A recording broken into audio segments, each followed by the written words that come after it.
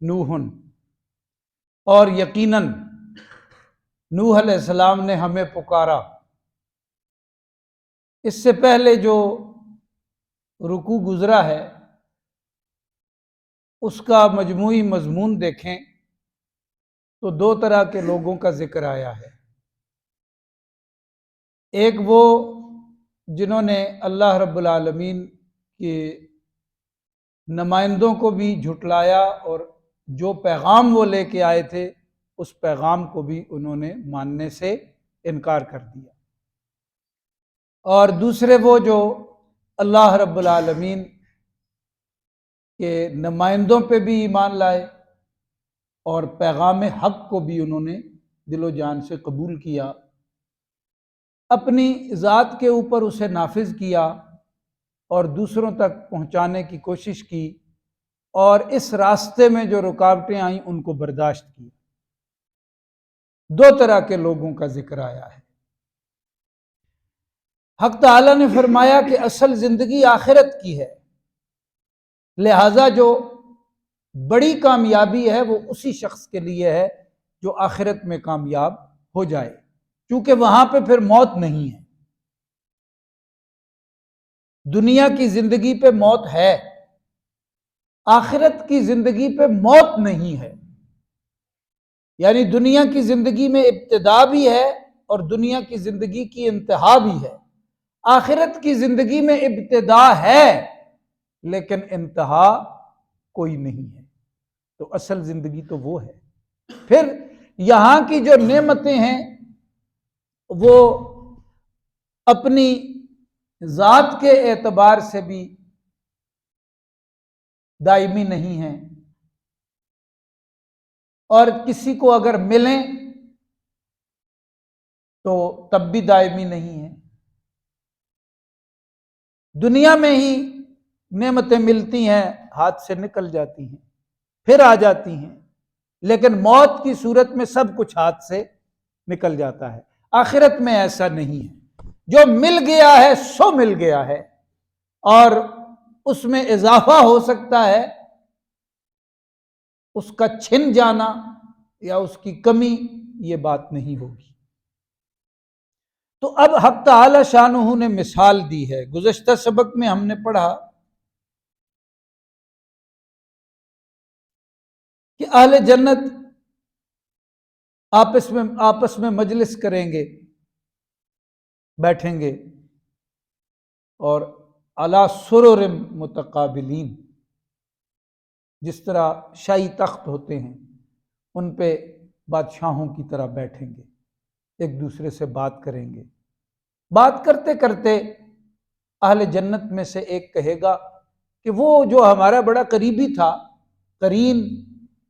قریبی تھا، بڑا خون کا رشتہ بھی ہو سکتا ہے اور بچپن کا دوست بھی ہو سکتا ہے، لیکن وہ پیغام حق کو رد کرتا تھا، آخرت کا انکار کرتا تھا، وہ کہاں ہے آج؟ مفسرین کرام نے فرمایا ہے کہ قال هل انتم مطلعون میں یہ قال اس میں دو پہلو ہو سکتے ہیں۔ ایک یہ ہے کہ وہی جنتی جو کہہ رہا تھا نا، قال قائل منہم انی کان لی قرین، یہ جو کہنے والا تھا، کہ ایک کہے گا کہ کہنے والا تھا دنیا میں ہمارا بڑا قریبی تھا، آخرت کا انکار کرتا تھا، کیسے ہو سکتا ہے؟ یا تو وہ کہے گا کہ اس کو ذرا دیکھتے ہیں، یعنی اہل جنت کو اللہ رب العالمین یہ بھی عطا فرمائیں گے کہ وہ کسی کو دیکھنا چاہیں تو وہیں سے دکھا دیا جائے گا، وہیں سے جھانک کے دیکھ لیں گے۔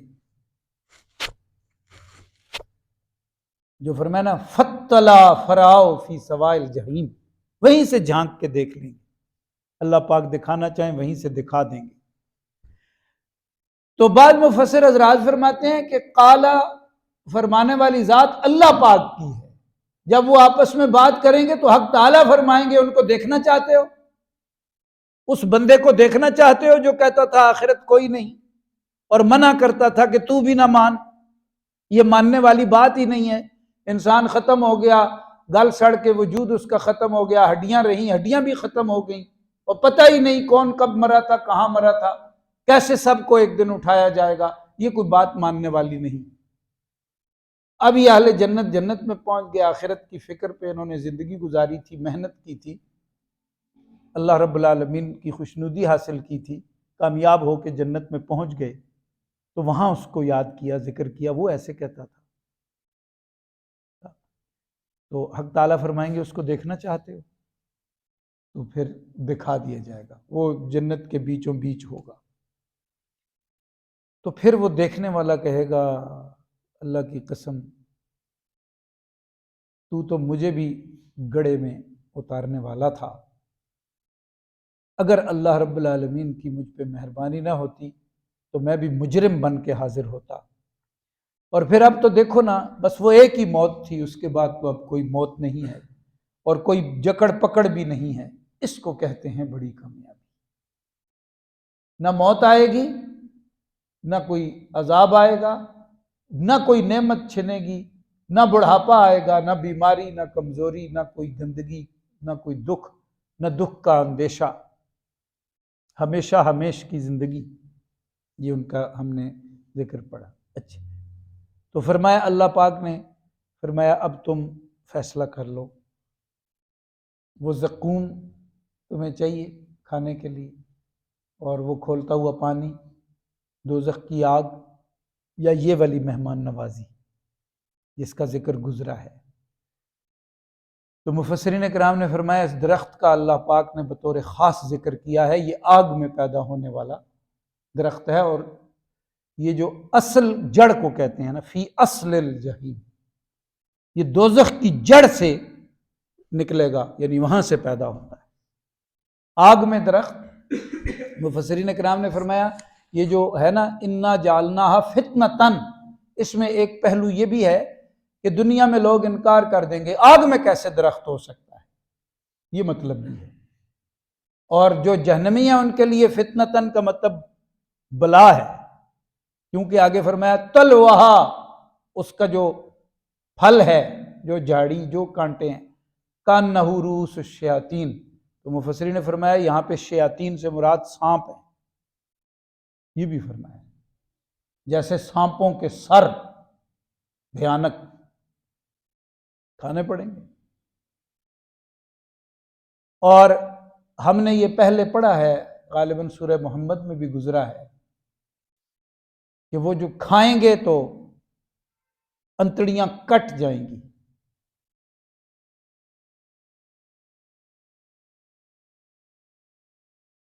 لیکن کھانا پڑے گا۔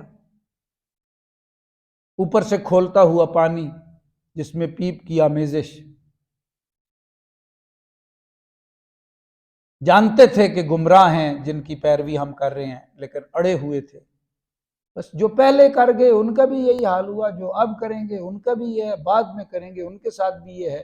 ہاں الا عباد اللہ المخلصین، اب دو طرح کے لوگوں کو ایک زندہ واقعے کے ساتھ اللہ پاک بیان فرماتے ہیں۔ نوح علیہ السلام کی بات آ گئی، نوح علیہ السلام نے ہمیں پکارا، یعنی ہمیں پکارا کا کیا مطلب ہے؟ انہوں نے کہا اے اللہ میری مدد فرما، رب انی مغلوب فانتصر، تو ما فوق الاسباب مدد نوح علیہ السلام نے کس سے مانگی؟ اللہ پاک سے۔ تو مدد کس سے مانگنی چاہیے؟ تو یا اللہ مدد کے سوا کوئی دوسرا جملہ نہیں کہنا چاہیے۔ نوح علیہ السلام نے ہم سے مدد مانگی، فلنعم المجیبون، تو کس خوبصورت طریقے سے ہم نے مدد کی ان کی۔ یہ واقعات ہم پڑھ چکے ہیں، اس میں دونوں طرح کے لوگوں کا ذکر آ رہا ہے۔ وَنَجَّيْنَاهُ وَأَهْلَهُ مِنَ الْكَرْبِ الْعَظِيمِ، وہ بڑی گھبراہٹ سے ہم نے نوح علیہ السلام کو، نوح علیہ السلام کو اور ان کے اہل کو نجات عطا کر دی۔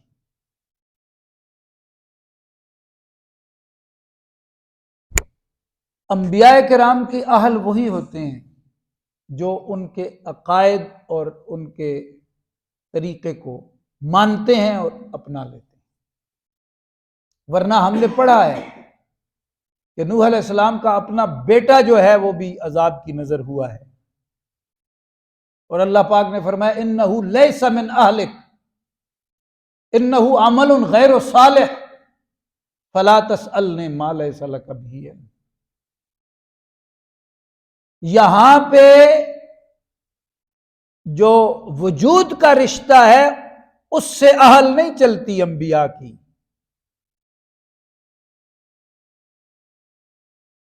عقیدے اور صحیح عمل سے یہ سلسلہ بنتا ہے، یہ مسئلہ واضح کیا۔ وَنَجَّيْنَاهُ وَأَهْلَهُ مِنَ الْكَرْبِ الْعَظِيمِ۔ دوسری جگہ فرمایا وہ بہت تھوڑے سے لوگ تھے، صرف نوح علیہ السلام کے اپنے گھرانے کی بات تو نہیں ہے نا، یہاں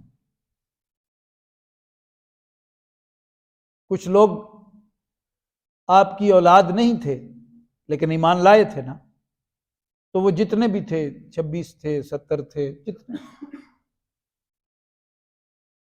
ان سب کو اللہ پاک نے اہل قرار دے دیا۔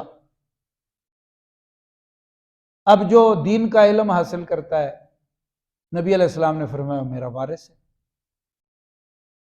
اور جو ظاہری جائیداد ہوتی ہے، مکان، دکان، زمین، روپیہ، پیسہ، فرمایا یہ انبیاء کرام کی یہ جائیداد نہیں ہے اور نہ ہی یہ وراثت ہے۔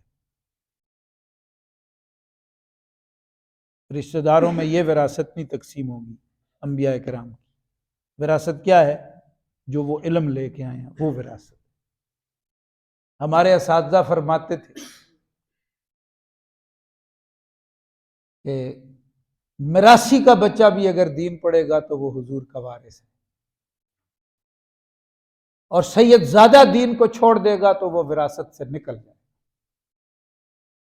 جملے ہوتے ہیں بعض بڑوں کے، تو یہاں علم وراثت ہے۔ اسی طرح اہل کا مسئلہ آ گیا۔ اب کنعان بیٹا نہیں تھا کیا؟ ہم نے پڑھا وَنَادَى نُوحٌ رَبَّهُ فَقَالَ رَبِّ إِنَّ ابْنِي مِنْ أَهْلِي وَإِنَّ وَعْدَكَ الْحَقُّ، یہ میرا بیٹا ہے، میرے اہل میں سے ہے۔ فرمایا نہیں، إِنَّهُ عَمَلٌ غَيْرُ صَالِحٍ۔ اب جو آپ کی اپنی اولاد نہیں ہے لیکن وہ لوگ ایمان لائے، قربانی دی، تو فرمایا یہ آپ کے اہل ہیں، کشتی میں سوار کر لیں۔ اس بڑی جو کرب عظیم فرمایا، ہیبت تھی، خوف تھا، طوفان تھا، پانی کا عذاب تھا۔ وَجَعَلْنَا ذُرِّيَّتَهُ هُمُ الْبَاقِينَ وَتَرَكْنَا عَلَيْهِ فِي الْآخِرِينَ۔ نوح علیہ السلام کی اولاد کو باقی رکھا۔ مفسرین کرام فرماتے ہیں کہ نوح علیہ السلام کے 3 بیٹوں سے پھر آگے یہ دنیا آباد ہوئی، سام، حام اور یافس، ان کی اولاد یہ دنیا ترکنا علیہ فی الآخرین۔ نوح علیہ السلام کو، ان کے تذکرے کو، نوح علیہ السلام کے ماننے والوں کو اللہ پاک نے بعد والوں تک چھوڑ دیا۔ ہر دور میں ان کا مبارک ذکر ہوتا رہا، آج بھی ہو رہا ہے۔ مسجد بلال سے قرآن پڑھ رہے ہیں تو ان کا ذکر چل رہا ہے۔ تو اس طرح یہ ہم